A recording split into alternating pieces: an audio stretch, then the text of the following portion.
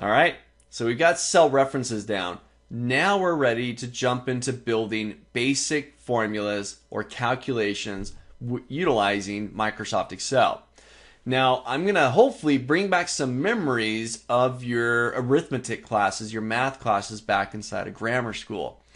Uh, for me, math wasn't my strong suit. I'd go to math and I'd rather scribble in the margins of my binder and turn the lecturer, the teacher off. It was kind of a drag for me. My kids come home from school today and they ask me how to perform simple little math equations. It's like, oh, go ask your mom. She's down the hall. But the nice thing here within Excel, as long as we understand the basics, mathematical operators, addition, subtraction, multiplication, division, potentially an exponent. Excel does a lot of the work for us. We just got to understand the basics. What is it that I want to get? And then Excel does the math. It's like whipping out your calculator. Excel is really a super powered calculator. You just plug in the numbers and the proper operators, and it does the rest for you. So let's take a look. Using cell references, using standard mathematical operators like addition and subtraction, multiplication, and so on, we're going to perform some calculations here. Now, there's one consistent element that every single calculation, from the simplest to the most advanced calculation you can perform inside of Excel, each of them have something in common. I was talking about earlier entering different types of data. Formulas or calculations are a type of data. But in order for Excel to recognize that you are entering a calculation, a formula, you start them with an equal sign. And again, this is true from the simplest to the most advanced formula you can create inside of Excel. You always start them with an equal sign. Take a look. So I want to add up my dollar amounts here, my money for the month of January. So I'm going to click inside of cell B10. That's where I want my total to be. And once again, from the simplest to the most advanced, you always start them with an equal sign. I'll type in equals. That just lets Excel know that, oh, hey, what you're about to do here is a formula, a calculation. All right, so now I want to add up those values right there. Now I could do this. I could say 1,200. That's how much I spent for rent, right? Plus 50. I'm just using an operator here, mathematical operator, addition, just the plus symbol. Plus 100, plus 300, plus 50. Right there, I've just grabbed the $5 amounts that I have there for my different bills for January. Equals this, plus this, plus this, plus this. When I'm all done, I'll hit my enter key. $1,700 for the month of January. Okay. What do you think? Let's double click that cell. Let's open that formula back up again. There it is. Just double clicking the formula. What did we just talk about in the previous lecture? We talked about cell references. Am I referencing cells right now?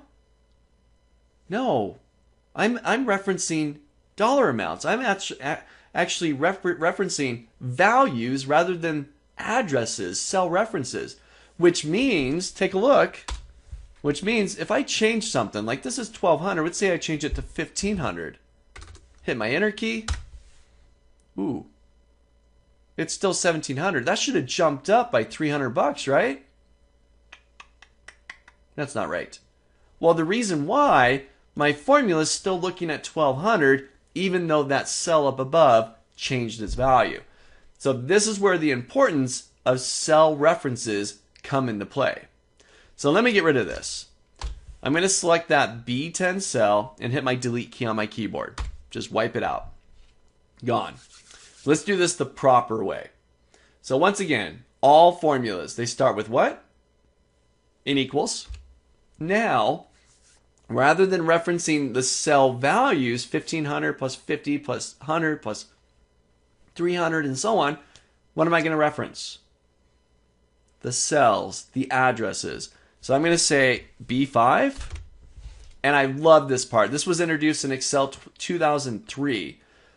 B5. I can see that I just highlighted cell B5, and it color-coded it. They're blue. Now I bring in my operator, my mathematical operator, addition, plus, what's next? B6, color-coded once again, plus B7, plus B8, plus B9. Look at that. I'm now building a formula referencing the cell's location, their addresses. B5 plus B6 plus B7 plus B8 and so on. And I get this nice little color coding. This is especially helpful when you have cells all over the place within a worksheet. B5 and H20 and J2000 and so on. Nice color coded so you can visually see what cells you're referencing. Great for controlling errors within your formulas. Now I'm all done. I'll hit my enter key. There's my 2000. Great. Now let's update this value again. It shouldn't be 1500. That should be 1200. So I'll double click and just change that. Hit my enter key.